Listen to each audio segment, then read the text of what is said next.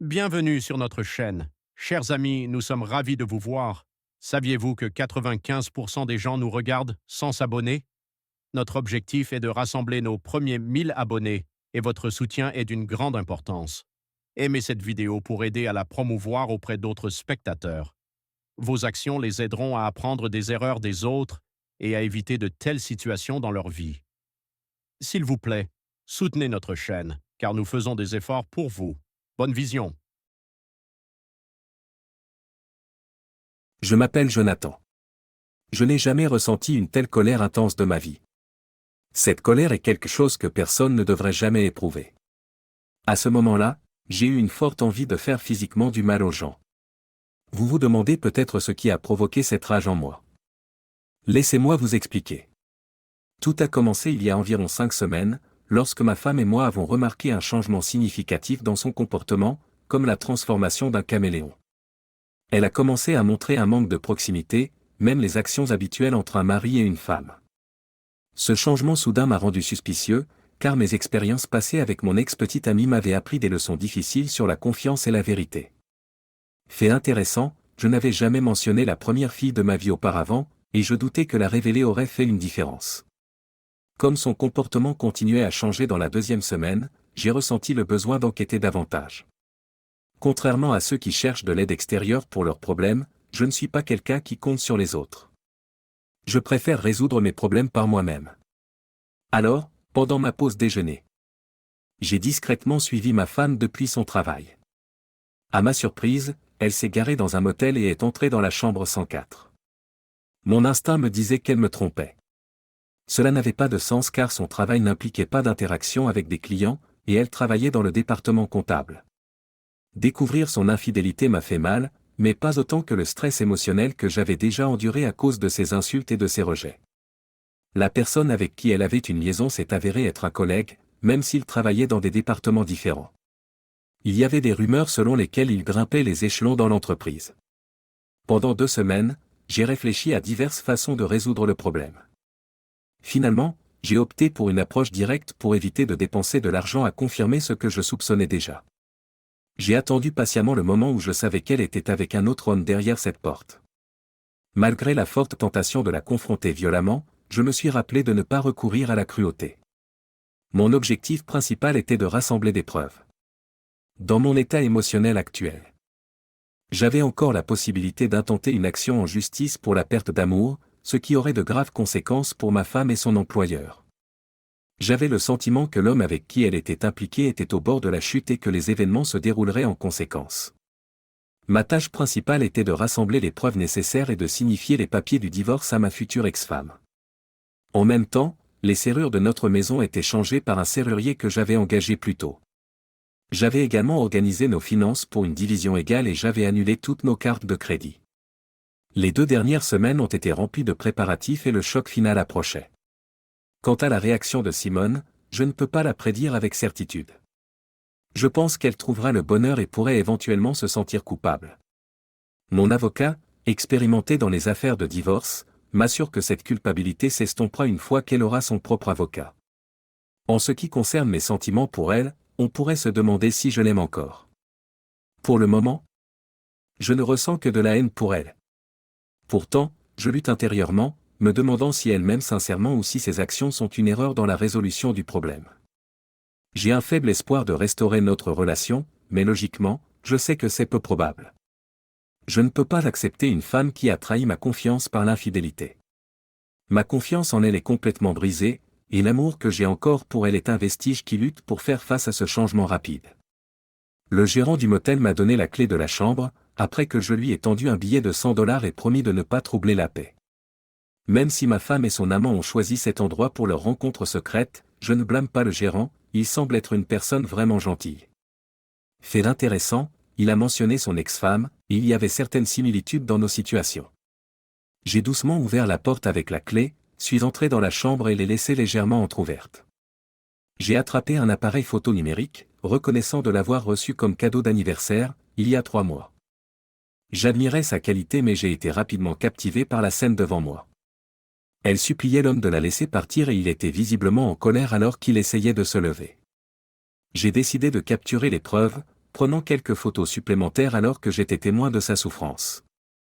Simone avait des larmes qui coulaient sur son visage, essayant de se cacher de lui pendant qu'il continuait ses actions dégoûtantes. Mentalement, je souhaitais qu'il fasse le mauvais geste pour que mes instincts guident mes actions. Il a exigé de savoir mon identité et a averti d'une confrontation physique. J'ai répondu que j'étais le futur ex-mari de la femme avec qui il avait une liaison. Il restait incertain de savoir quel visage serait frappé. Je doutais qu'il puisse me faire du mal. Comme il s'approchait de moi, je me suis déplacé sur le côté, et doucement posé l'appareil photo et me suis légèrement tourné vers la droite pour le laisser approcher de la gauche. Relâchant ma prise sur l'appareil photo, j'ai commencé à me tourner rapidement, levant ma main avec force. Lorsque mon poing a rencontré son visage, il a été soulevé du sol par un mélange de colère, de douleur et de tremblement. À ce moment-là, je n'arrivais pas à croire que je m'étais laissé emporter par une colère si inutile. Mais il semblait que mes émotions avaient submergé ma pensée rationnelle. Je me suis penché et j'ai vérifié s'il montrait des signes de vie. Quand j'ai trouvé un pouls, je me suis senti soulagé, ce qui m'a permis de détendre mon corps tendu pendant un moment. Pendant ce temps, j'ai entendu Simone parler sans arrêt. Ses mots remplissaient l'air autour de nous. Quand je l'ai regardée, j'ai vu qu'elle s'était soudainement arrêtée, sa voix maintenant muette par la peur. J'ai réalisé qu'elle n'avait jamais vu ce côté de moi auparavant, cette version brute et sans retenue de moi-même qui avait été libérée. Je devais avoir l'air très différent de la personne qu'elle avait vue au petit déjeuner. Il était clair qu'elle m'avait trahi, et je ne voulais plus rien avoir à faire avec sa tromperie. Des larmes coulaient sur son visage. Elle était assise tremblante, se serrant étroitement et évitant le contact visuel. Elle ne pouvait pas se résoudre à me regarder dans les yeux. Ce comportement était devenu plus courant dernièrement, mais à ce moment-là. Elle a réalisé que je connaissais ses actions. Le jeu était terminé. J'ai remarqué une lueur de peur dans ses yeux quand elle m'a jeté un coup d'œil, mais elle a rapidement détourné le regard. Je l'ai informée que je déposais une demande de divorce, que je changeais les serrures de la maison et que je mettais en place un compte bancaire avec sa part de nos biens. Je lui avais donné un avis officiel, lui faisant clairement comprendre que notre relation était terminée, et j'ai exprimé ma gratitude pour son manque de contribution. J'ai placé les papiers sur ses genoux alors qu'elle essayait de se cacher sous les draps. Elle les a brièvement regardés puis a rencontré mes yeux. Aucun mot n'a été échangé. À ce moment-là, un vide inhabituel a rempli la pièce, mais il était clair que mon vide serait plus douloureux. Elle a réalisé qu'aucun mot ne pouvait réparer la situation entre nous. Il semblait qu'elle ne savait pas comment réparer notre relation brisée, et cela se détériorait depuis plus longtemps que les dernières semaines. Je me suis retourné et je suis parti, malgré ces supplications désespérées qui résonnaient derrière moi alors que je franchissais la porte. Attends. Laisse-moi t'expliquer. S'il te plaît, Jonathan, s'il te plaît. J'ai continué à marcher, décidant de me protéger de son regard. Ses yeux étaient remplis de larmes non versées, et je savais que me retourner affaiblirait ma détermination et perturberait mon plan. De nombreux problèmes et questions non résolus s'étaient accumulés en chemin, me rendant réticent à revisiter le passé. Ce qui était autrefois une belle union s'était transformé en cendres. Quand je suis arrivé à la maison, un serrurier patient m'attendait. Il a diligemment remplacé les 3 serrures de nos portes et reprogrammé l'ouverture de la porte du garage. Je l'ai remercié pour son service rapide et lui ai glissé un billet de 1,20 $ en signe d'appréciation. Assis à la table de la cuisine, un endroit qui autrefois évoquait de bons souvenirs d'un foyer aimant, j'ai réfléchi aux années passées ensemble. Le changement brusque de Simone restait un mystère pour moi, tout comme son mépris pour les qualités qu'elle avait autrefois reconnues en moi. Je ne pouvais pas comprendre ses motivations. Mais je savais que notre relation s'était effondrée en seulement 5 semaines. La douleur et les mots blessants m'avaient transformé en une personne complètement différente. Malheureusement, Simone semblait inconsciente de ce changement, tout comme j'avais été inconscient de ces changements. Soudain, le téléphone a interrompu mes pensées. En jetant un coup d'œil à l'identification de l'appelant, j'ai vu que c'était la mère de Simone. J'ai répondu et l'ai salué. Je me suis identifié comme John. À ma surprise, la mère de Simone, Doris, m'a dit que Simone était venue la voir en larmes, avouant qu'elle avait d'une manière ou d'une autre ruiné notre mariage. Curieux, j'ai répondu. J'ai expliqué à Doris que la situation était un peu compliquée et que Simone devrait expliquer ce qui s'était passé aujourd'hui. J'ai mentionné que je l'avais trouvée dans une chambre de motel et que je lui avais signifié les papiers du divorce. Doris a exprimé sa confusion et a dit qu'elle ne comprenait pas ce qui se passait entre nous. J'ai exprimé ma sincère tristesse à Doris, lui disant que je tenais beaucoup à elle et à Sam. Et que cette situation était sans aucun doute difficile pour nous tous. J'ai aussi mentionné qu'il semblait que les choses devaient se passer ainsi. Les larmes me sont montées aux yeux en prononçant ces mots. J'avais une profonde affection pour les parents de Simone, qui m'avaient montré de la gentillesse tout au long des années de notre relation. L'angoisse et la confusion de Doris m'ont transpercé. J'étais soulagé que nous ayons cette conversation au téléphone. Je ne voulais pas qu'il me voie comme ça. J'ai répondu à Doris, exprimant mes doutes quant à la possibilité de trouver un moyen d'arranger les choses. J'ai continué en soulignant à Doris que c'était un problème sérieux, un problème vraiment sérieux. La gravité de la situation creusait un fossé, et le silence à l'autre bout du téléphone suggérait que Doris avait du mal à digérer cette information pénible. J'ai ressenti de l'empathie pour elle. La veille au soir, j'avais partagé un dîner avec Doris, Sam et Simone avait été affectueuse et douce en présence de ses parents. Toute la situation m'avait pris par surprise. En y allant, nous nous disputions. Sur le chemin du retour, j'ai rencontré une attitude distante de John, ce qui n'était pas surprenant. Pendant le temps que nous avons passé avec Doris et Sam, nous nous sommes présentés comme le couple parfait pour épargner à Sam la douleur causée par nos problèmes. Avec le recul, j'aurais dû d'une manière ou d'une autre les prévenir avant de prendre les mesures que j'ai prises. La santé de Sam était déjà fragile en raison des années de travail acharné et de tabagisme, qui avaient eu un impact sur lui. Bien que Doris soit en bonne santé, elle était constamment inquiète pour samedi. Je regrette profondément de ne pas les avoir informés de notre situation difficile. Quelques jours plus tard, j'ai reçu un appel du père de Simone, qui m'a expliqué qu'il devait discuter de quelque chose d'important concernant la relation troublée de sa fille. Il a mentionné que Simone s'était confiée à sa mère la veille au soir, et qu'il avait été présent pendant leur conversation. Il m'a demandé si nous pouvions organiser une rencontre pour discuter de ce qu'elle avait vécu. En raison de ma forte affection pour les parents de Simone, j'ai facilement accepté la rencontre. Au cours de notre conversation, le père de Simone a partagé les détails de sa conversation avec sa mère et me les a rapportés. Il a exprimé ses regrets que je lui ai signifié les papiers de divorce et a demandé que Simone fournisse plus de détails sur ce qui s'était passé. Il estimait que le simple fait de dire que je l'avais trouvée dans une chambre de motel n'était pas suffisant.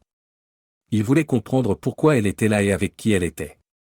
Simone a commencé à expliquer, disant que notre relation s'était détériorée par rapport à nos débuts de mariage, principalement à cause de ma charge de travail écrasante avec de nombreux projets. Elle avait discuté de ce problème avec sa mère, qui pensait que mon travail acharné finirait par me valoir une promotion bien méritée. Simone a poursuivi, révélant qu'il y avait plus à l'histoire sur son lieu de travail. Greg, un collègue, avait découvert quelques erreurs qu'elle avait commises dans les dossiers des employés. Bien que ces erreurs ne soient pas majeures, elles étaient suffisamment importantes pour compromettre ses chances de promotion, d'augmentation de salaire, et entraver son avancement dans l'entreprise. Exploitant la situation, Greg l'a essentiellement fait chanter pour avoir une relation intime avec lui malgré sa réticence. Elle a décidé de franchir ce pas pour éviter les conséquences de son erreur. C'était le résultat de nos difficultés relationnelles continues et du manque d'intimité au cours des 6 derniers mois.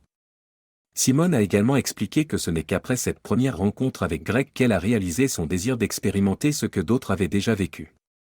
J'avais été son seul partenaire et elle n'avait jamais été avec quelqu'un d'autre. Elle a détaillé le premier moment intime avec Greg, qui a eu lieu dans son bureau pendant une pause déjeuner. Tout le monde était parti et elle était restée. Greg l'a surprise avec une petite bouteille de son vin préféré, accompagnée de fromage et de crackers. Elle a noté que généralement, les pauses déjeuner duraient 1 heure et tout le monde allait dans les restaurants voisins ou chez les vendeurs de rue pour manger. Cependant, elle préférait un encas rapide d'un chariot de nourriture et aller au parc. Et étonnamment, personne n'avait remarqué leur absence. Simone a partagé que Greg s'est avéré être beaucoup plus gentil que sa première impression de lui comme un maître chanteur sévère. Cette rencontre a marqué un tournant pour moi, me faisant abandonner mes idées préconçues à son sujet. Bien que je savais que c'était moralement mal, je me suis retrouvé à désirer plus de ces moments interdits. Bien que j'aimais toujours mon mari, Greg me traitait d'une manière qui me faisait me sentir comme sa possession, et avec lui, j'ai abandonné mes inhibitions et je suis devenu une personne complètement différente. À la fin du déjeuner, je faisais des choses avec Greg que je n'avais même pas envisagées avec mon mari. Nous avons à peine eu le temps de finir avant que les autres ne reviennent. En quittant son bureau, ma colère envers lui s'était quelque peu dissipée. Ce jour-là, avec le goût de lui sur mes lèvres, je ne pouvais pas me sortir de la tête l'idée de notre prochaine rencontre. Cette pensée est venue de manière inattendue. Reconnaissant mon désir pour Greg, il désirait également plus qu'une simple rencontre unique. Le lendemain, Greg m'a approché pour en discuter, et nous avons eu un autre moment intime dans son bureau. Pendant cette rencontre, j'ai remarqué que Greg parlait négativement de Jonathan. Ces subtiles insultes ont continué pendant les 2 semaines suivantes lorsque nous étions ensemble, et Greg a même suggéré que Jonathan pourrait être infidèle. Étant donné la situation dans notre vie personnelle à la maison, il ne m'a pas fallu longtemps pour adopter la vision négative de Greg sur Jonathan. Dans les semaines qui ont suivi, j'ai remarqué que je commençais à critiquer et à rabaisser Jonathan devant tout le monde, sauf devant vous et papa. Au fond de moi, j'avais peur que vous remarquiez tous les deux mon comportement, alors j'essayais de maintenir l'apparence d'une épouse dévouée et aimante quand vous et votre père étiez là. Mais au fil du temps et à mesure que nos rencontres au motel devenaient plus fréquentes, ma relation avec Jonathan se détériorait, tandis que ma relation avec Greg passait d'une simple liaison intime à une véritable romance. Greg a suggéré de continuer nos rencontres au motel comme solution temporaire jusqu'à ce que nous trouvions une meilleure option. Il a expliqué que sa femme devenait suspicieuse, peut-être parce que quelqu'un au travail avait mentionné à quel point nous étions souvent vus ensemble. Même si nous travaillions dans des départements différents, il n'était pas question de nous séparer de nos conjoints. Nos rencontres étaient purement pour l'intimité physique. En y repensant, je n'ai pas su reconnaître l'amour, le respect et la compréhension que Jonathan m'offrait. J'ai choisi une relation basée sur l'attirance et le désir plutôt que sur la connexion émotionnelle que j'avais avec mon mari. Je me suis donné à Greg sans beaucoup de résistance. Jonathan m'a toujours traité avec respect, ne prenant jamais rien sans mon plein consentement. Greg, en revanche, n'avait aucun attachement émotionnel envers moi, ce qui lui permettait de prendre le contrôle librement. Il avait un compartiment où il satisfaisait ses désirs et sa femme lui apportait un soutien émotionnel. J'ai pris au sérieux les commentaires négatifs de Greg sur Jonathan, ce qui m'a amené à préférer une relation excitante, intime avec Greg plutôt que de nourrir une connexion émotionnelle avec mon mari. En y repensant, je me rends compte qu'il y a 10 semaines, j'ai commis la plus grave erreur de ma vie, et malheureusement, il n'est plus possible de revenir en arrière. Quand Jonathan est entré dans la chambre ce jour fatidique, j'ai été choqué et j'ai essayé de me cacher désespérément. J'ai supplié Greg d'arrêter, mais quand Greg a finalement reculé et quitté le lit, j'ai regardé dans les yeux de Jonathan et j'ai vu un parfait étranger en lui. Son comportement était tendu et inhabituel. Sans dire un mot, Jonathan a commencé à prendre des photos de nous, et Greg, marmonnant quelque chose d'inintelligible, a négligemment posé l'appareil photo numérique sur la table voisine. J'ai été complètement choqué par ce qui s'est passé ensuite. Greg, consumé par la colère, a agressivement attaqué Jonathan. Mais quelques instants plus tard, j'ai vu Greg projeter en l'air et s'effondrer sur le dos. J'ai croisé le regard de Jonathan, et la honte m'a submergé, rendant impossible de maintenir le contact visuel. J'ai essayé de me protéger de la situation, me couvrant d'un drap dans une tentative de me cacher. À ce moment-là, Jonathan a utilisé des mots blessants, me traitant de corrompu, et a négligemment placé plusieurs papiers pliés sur le lit. Au milieu de tout ce chaos, j'ai entendu que j'avais reçu les papiers du divorce. Mes yeux sont restés fixés sur les draps, et je ne pouvais pas comprendre que la colère de mon mari serait bientôt dirigée contre moi. La peur et l'humiliation coulaient dans mes veines, me faisant trembler et me sentir vulnérable. Rempli de honte et de regret, Jonathan s'est brusquement retourné et s'est dirigé vers la sortie, serrant l'appareil photo qu'il avait pris sur la table. Désespérément, j'ai essayé de le retenir, mais j'étais en larmes. Bien que je ne me souvienne pas des mots exacts, j'ai senti que tout ce que je disais sonnait creux. Après cette rencontre désagréable, j'ai pris une longue douche, ignorant complètement l'état de Greg. À ce moment-là, peu m'importait qu'il soit vivant ou non. Bientôt, le gérant du motel a jeté un coup d'œil dans la chambre et a dit que Jonathan lui avait acheté une clé. Le regard méprisant du gérant m'a fait me sentir inférieur à lui. Il a parlé de comment il avait trouvé sa femme avec un autre homme, tout comme ma situation avec Jonathan, et c'était la principale raison pour laquelle il avait donné la clé à Jonathan. Il n'avait pas besoin de l'expliquer directement. J'ai tout compris. J'avais fait une erreur colossale. J'ai stupidement perdu la chose la plus précieuse de ma vie. Parce que je me suis laissé emporter par une liaison éphémère, croyant que c'était quelque chose d'extraordinaire. Le lendemain, je suis allé au travail, et 3 hommes m'attendaient dans mon bureau. Le président, le responsable des ressources humaines et ce que je supposais être l'avocat de l'entreprise. Ils voulaient éviter des problèmes juridiques, Alors ils m'ont offert un arrangement et m'ont laissé partir. C'était une situation désagréable, mais au moins c'était terminé. Greg et moi n'avons plus communiqué après cela. Il est devenu clair que notre relation était basée sur la tromperie et la manipulation. J'ai appris une dure leçon et j'ai juré de ne plus jamais laisser personne profiter de moi comme ça. Quand j'ai quitté le bureau, j'ai ressenti un sentiment de soulagement. J'avais peut-être perdu mon emploi, mais j'avais retrouvé mon respect de moi. À partir de ce jour, j'ai résolu d'être plus prudente et sélective quant aux personnes que je laissais entrer dans ma vie. Quant à Greg, il servirait à jamais de douloureux rappel d'un chapitre de ma vie que j'étais heureuse de laisser derrière moi. J'ai reçu une indemnité de départ, et c'était tout. Greg a été escorté hors du bâtiment par la sécurité et remis à la police. Il s'est avéré qu'il était impliqué dans plusieurs autres affaires graves qui ont été mises au jour pendant l'enquête. Greg avait d'importants problèmes juridiques, notamment le vol à l'entreprise par divers moyens, tels que le détournement de fonds et la falsification de reçus de voyage d'affaires. Ces actions ont abouti à une accusation de vol qualifié. En conséquence, la femme de Greg a décidé de le quitter. Après une décision difficile, ils ont déménagé avec leurs 3 enfants. Chez ses parents sur la côte est. Pendant ce temps, Greg est resté en prison en attendant son procès. Au début, on m'a demandé de témoigner, mais après des discussions avec le bureau du procureur de district, il est apparu clairement que mon témoignage pourrait faire plus de mal que de bien. Ils ont donc décidé de ne pas m'impliquer dans le procès. Par la suite, l'avocat de Greg m'a approché, cherchant mon témoignage pour soutenir son client. Cependant, lorsque j'ai raconté les détails de la façon dont Greg m'avait contrainte à une relation intime et avait manipulé mon mariage, l'avocat a également conclu que mon témoignage ne serait pas utile au tribunal. Simone a exprimé son regret en disant « Maman, je n'arrive pas à croire que j'ai fait une telle erreur. » Sa mère a répondu sévèrement, disant à Simone qu'elle avait commis une erreur incroyablement grave. Elle a expliqué que Simone n'avait pas seulement déçu ses parents et elle-même, mais qu'elle avait aussi trahi son mari, touchant le fond. Malgré tout cela, sa mère a exprimé qu'elle aimait toujours Simone parce qu'elle était sa fille, mais qu'elle avait perdu tout respect pour elle. Sam m'a dit que Doris et lui avaient permis à Simone de rester avec eux. Sa voix portait un ton de confusion totale. Entendre cette nouvelle m'a fait monter les larmes aux yeux. J'ai ressenti de la compassion pour ces gens vraiment bons qui se sont retrouvés mêlés à cette situation malheureuse.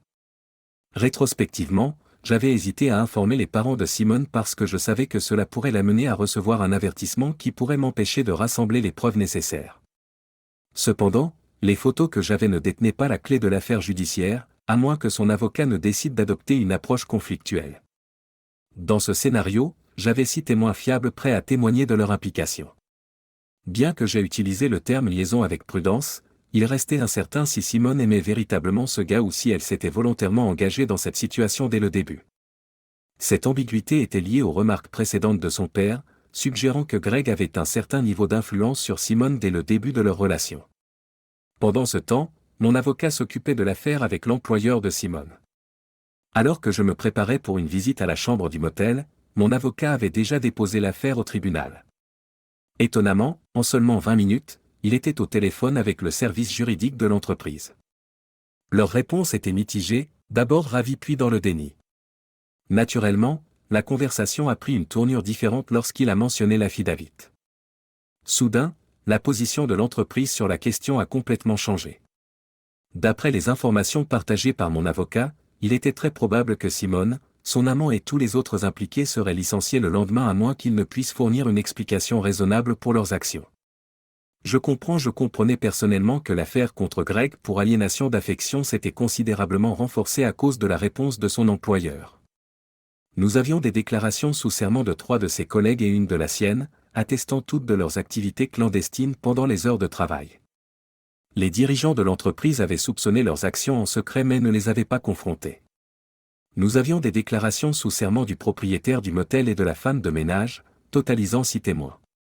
De plus, j'avais des preuves photographiques confirmant une activité inappropriée pendant les heures de travail.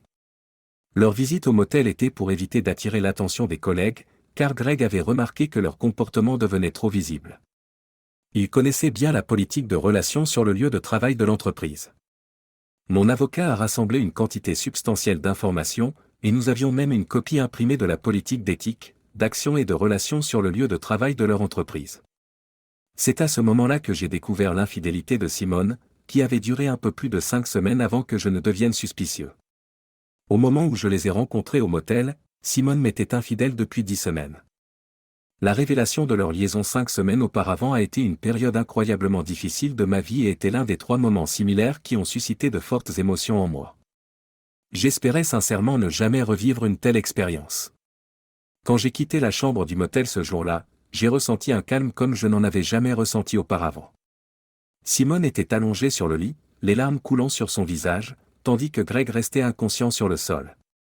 Dans le couloir, le gérant du motel s'est approché de moi. En me rendant la clé, il a posé une main rassurante sur mon épaule. « C'est dur maintenant, mais ça ira mieux.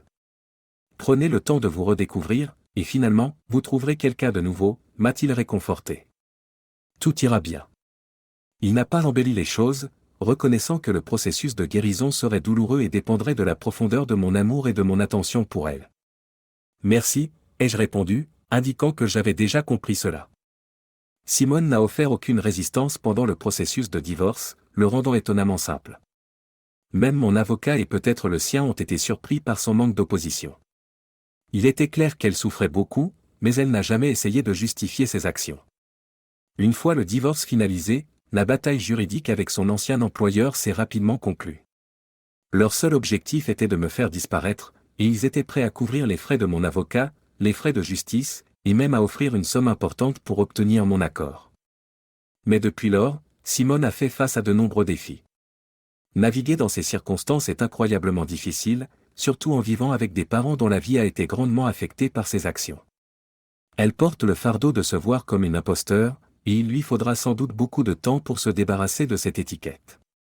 Bien qu'elle ait l'opportunité de recommencer à zéro, j'espère qu'éventuellement, elle pourra aller de l'avant et reconstruire sa vie, atténuant la douleur qui la consume actuellement à chaque heure. Je souhaite qu'elle tire au moins une leçon précieuse et douloureuse de cette expérience. Seul le temps dira l'étendue de sa croissance. Quant à Greg, son emprisonnement me procure un sentiment de satisfaction, du moins temporairement. Peut-être qu'il aura maintenant l'occasion d'expérimenter différentes formes de relations, espérons cette fois du côté du destinataire. Je ne peux trouver aucune sympathie pour lui car je ne le considère pas comme un vrai homme. Il était clair pour moi qu'il avait une famille, une femme et 3 enfants. J'ai appris à connaître sa femme de près pendant un divorce tumultueux, et je n'ai pas pu m'empêcher de remarquer son apparence frappante. J'ai été frappé par la façon dont Greg se comportait stupidement. Il avait tout ce que quelqu'un pourrait souhaiter, mais il a tout jeté par la fenêtre imprudemment, poussé par un désir insatiable de satisfaction dans sa vie personnelle que sa femme ne pouvait pas combler. Après avoir été témoin de cela, j'ai pris la décision difficile de quitter mon emploi. Mes employeurs ont été choqués par mon départ brusque et ont sincèrement essayé de me persuader de reconsidérer. Cependant, les problèmes personnels auxquels je faisais face étaient trop graves et m'empêchaient de continuer efficacement mon travail, malgré leurs meilleurs efforts. Quand ils ont réalisé que ma décision était définitive, ils m'ont gentiment fourni une généreuse lettre de recommandation, que j'ai acceptée avec gratitude. J'ai récemment commencé un nouveau travail sur la côte ouest, ayant déménagé ici il y a environ 1 an. En travaillant ici, j'ai eu le plaisir de rencontrer une femme merveilleuse qui, à mon avis, vaut la peine d'être gardée. Bien que j'ai encore des problèmes de confiance, nous partageons une expérience commune car elle a aussi été trahie par son ex-mari. Cette expérience partagée a créé un lien fort entre nous. La vie, bien sûr, présente ses défis et m'enseigne des leçons précieuses, mais je reste optimiste que la situation s'améliore progressivement. Il y a une semaine, le père de Simone m'a appelé avec une nouvelle dévastatrice que je n'arrive toujours pas à accepter. Il a dit que Simone avait complètement perdu son chemin, et ils ont bientôt découvert le corps sans vie de Simone dans leur propre maison. Il est apparu plus tard qu'elle avait pris trop de pilules, ce qui a entraîné son décès. J'ai exprimé ma sympathie à Sam et l'ai assuré qu'il pouvait compter sur mon soutien.